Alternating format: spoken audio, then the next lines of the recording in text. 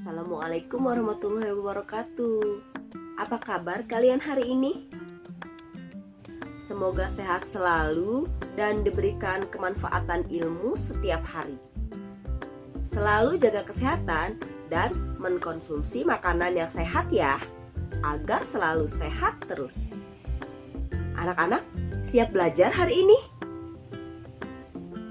Ibu selalu bangga kepada kalian karena selalu semangat untuk belajar. Sebelum memulai pelajaran, terlebih dahulu siapkan buku dan alat tulismu untuk mencatat materi-materi penting yang Ibu sampaikan. Materi yang akan kita pelajari hari ini yaitu detik-detik proklamasi kemerdekaan negara Republik Indonesia. Jangan lupa berdoa sebelum belajar ya. Silahkan lihat video berikut ini untuk mengetahui materi yang Ibu sampaikan. Dan jangan lupa kerjakan tugasnya ya.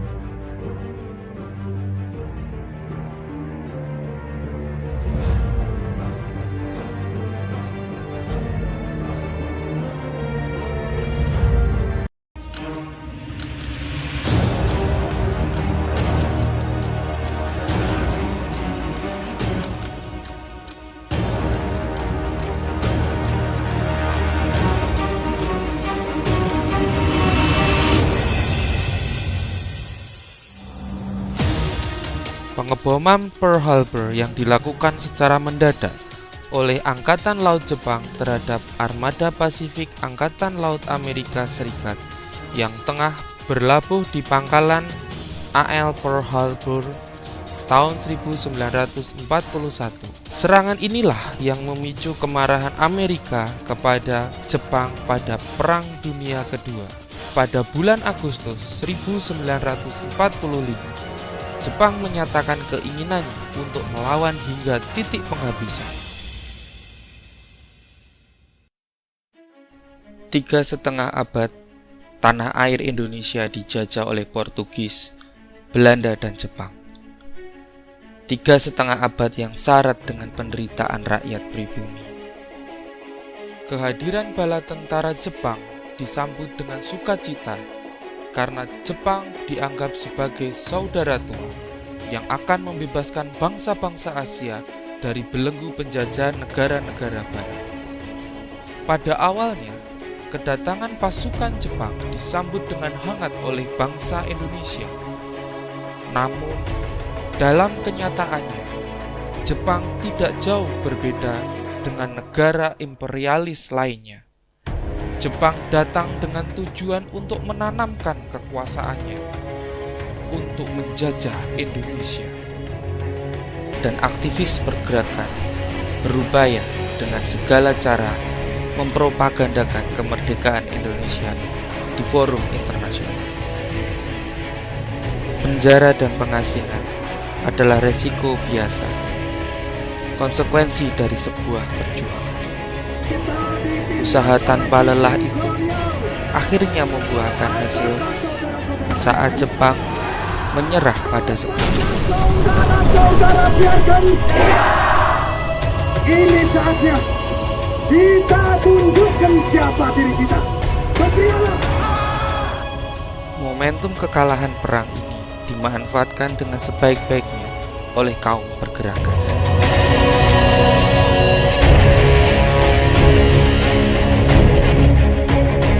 6 Agustus 1945, pesawat terbang B-29 milik Amerika Serikat yang terbang di atas kota Hiroshima sekitar pukul 8.15 pagi melepaskan sebuah bom atom.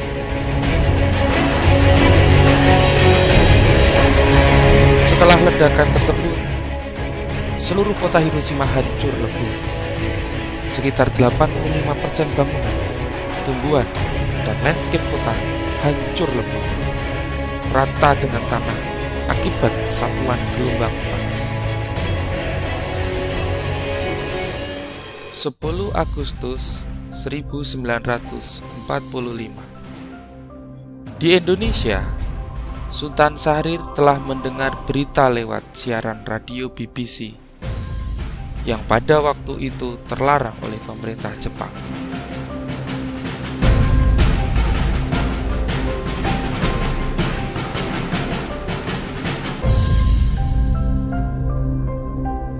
Berita ini kemudian tersebar di lingkungan para pemuda, terutama para pendukung Syahrir. Para pejuang bawah tanah bersiap-siap memproklamasikan kemerdekaan ini dan menolak bentuk kemerdekaan yang diberikan oleh Jepang sebagai hadiah. Syahrir memberitahu penyair Chairil Anwar tentang berita dijatuhkannya pengeboman Nagasaki dan bahwa Jepang telah menerima ultimatum dari sekutu untuk menyerah. Berita ini kemudian tersebar di lingkungan para pemuda. Kita sudah berjuang, kapan kita merdeka? Kita tunggu kabarnya aja.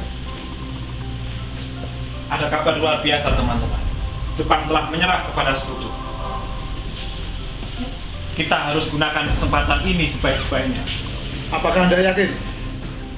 Saya sangat yakin sekali. Saya baru saja mendengar berita dari BBC bahwa sekutu telah mengebom kota Nagasaki sehingga Jepang menyerah dengan sekutu. Untuk itu, mari kita segera memberitahukan Soekarno dan Hatta untuk segera memproklamasikan kemerdekaan Republik Indonesia. Ini momen yang sangat tepat. Jika tidak sekarang, kapan lagi? Jika tidak sekarang, atau tidak sama sekali. Setuju? Setuju. Merdeka! Merdeka! Merdeka! Merdeka! Merdeka! Merdeka! Berita ini kemudian tersebar di lingkungan para pemuda, terutama para pendukung Syahrir. 12 Agustus 1945. Jepang melalui Marsekal Terauchi di Dalat, Vietnam, mengatakan kepada Soekarno, Hatta, dan Rajiman bahwa pemerintah Jepang akan segera memberikan kemerdekaannya kepada Indonesia dan proklamasi kemerdekaan dapat dilaksanakan dalam beberapa hari, tergantung dari cara kerja PPKI.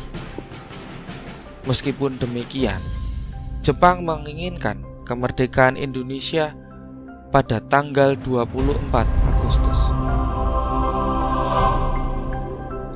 14 Agustus 1945.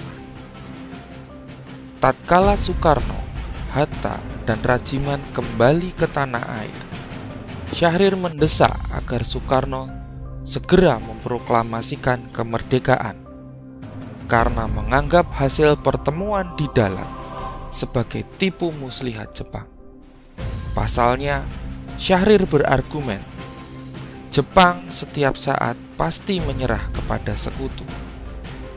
Syahrir juga menyiapkan pengikutnya yang bakal berdemonstrasi dan bahkan siap melucuti senjata pasukan militer Jepang di Indonesia. Syahrir juga telah menyusun teks proklamasi dan telah dikirimkan ke seluruh Jawa untuk dicetak dan dibagi-bagikan. Namun, Soekarno belum yakin bahwa Jepang telah menyerah. Soekarno juga mengingatkan Hatta bahwa Syahrir tidak berhak memproklamasikan kemerdekaan karena itu adalah hak PPKI. 16 Agustus 1945. Golongan muda mengadakan rapat di asrama Baperpi dengan keputusan untuk membawa Soekarno dan Hatta keluar dari kota Jakarta agar tidak terkena pengaruh Jepang. Mereka diculik ke Rengas Dengklok, Karawang, Jawa Barat. Akan menembak orang preman kalau kelihatan naik mobil di malam hari. Pakailah ini. Bagaimana dengan Ibu Fatmawati? Tidak apa-apa. Anggota peta biasa berjalan dengan keluarganya.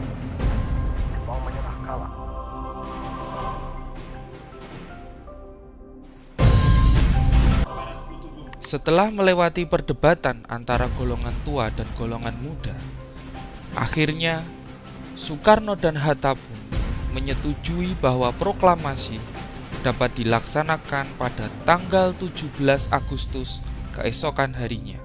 Pada dini hari itu pula, naskah proklamasi yang sudah dibuat Soekarno-Hatta bersama pemuda langsung diketik oleh Sayuti Melik.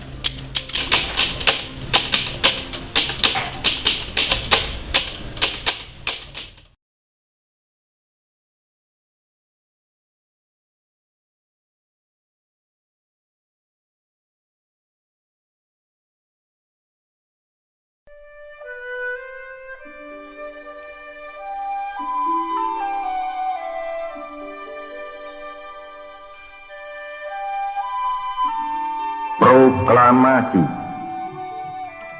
Kami, bangsa Indonesia, dengan ini menyatakan kemerdekaan Indonesia.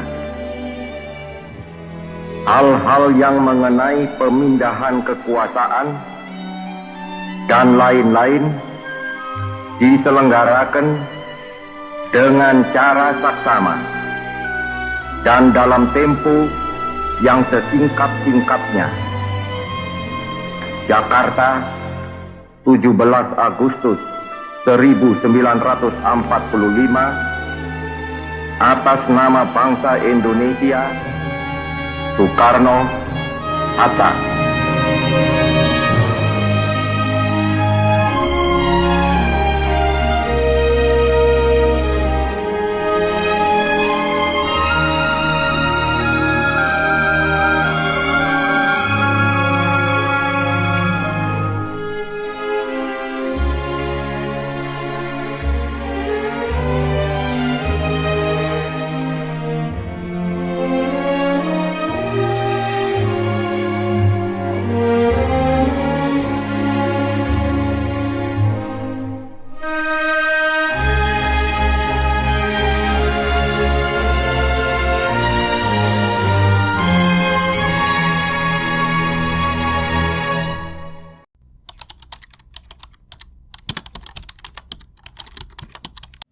Perebutan kekuasaan di Yogyakarta dimulai pada tanggal 26 September 1945 sejak pukul 10 waktu Indonesia Barat.